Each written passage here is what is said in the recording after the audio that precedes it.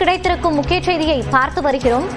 மத்திய அமைச்சர் தர்மேந்திர பிரதானை இன்று சந்திக்கிறார் பள்ளிக்கல்வித்துறை அமைச்சர் அன்பில் மகேஷ்.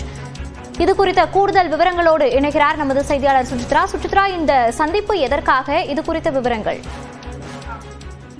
பள்ளிக்கல்வித்துறைக்கு வர வேண்டிய சமக்கிர சிக்ஷா திட்டத்தின் கீழான சுமார் 2100 கோடி ரூபாய் நிதியை உடனடியாக விடுவிக்க கோரி மத்திய கல்வித்துறை அமைச்சர் தர்மேந்திர பிரதானை நேரில் சந்தித்து தமிழ்நாடு பள்ளிக்கல்வித்துறை அமைச்சர் அன்பில் மகேஷ் இன்று கோரிக்கை வைக்க உள்ளது முக்கியமாக பார்க்கப்படுகிறது. நேற்று பிரதமர் மோடியை நேரில் சந்தித்த நிதியமைச்சர் தங்கம் தென்னரசு தமிழ்நாட்டிற்கு வர வேண்டிய நிலுவையில் இருக்கக்கூடிய நிதியை உடனடியாக விடுவிக்க வேண்டும் என்ற ஒரு கோரிக்கை மனுவினை அதில் வழங்கியிருந்த நிலையில் குறிப்பாக பள்ளி கல்விக்கு வர வேண்டிய சுமார் 2100 கோடி ரூபாய் தமிழ்நாட்டிற்கு விடுவிக்கப்படாமல் இருப்பதன் காரணமாக கல்வி திட்டங்கள் பல்வேறு திட்டங்கள் என்பது நிலுவையில் இருக்கிறது.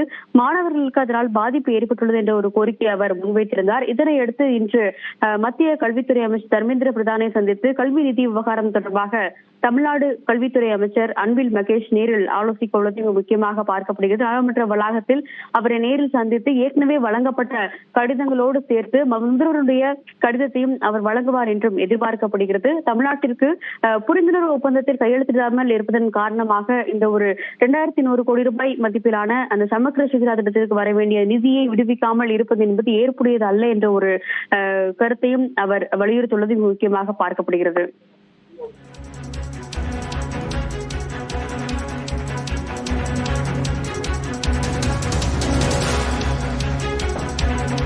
விவரங்களை பதிவு செய்தமைக்கு நன்றி சுசித்ரா.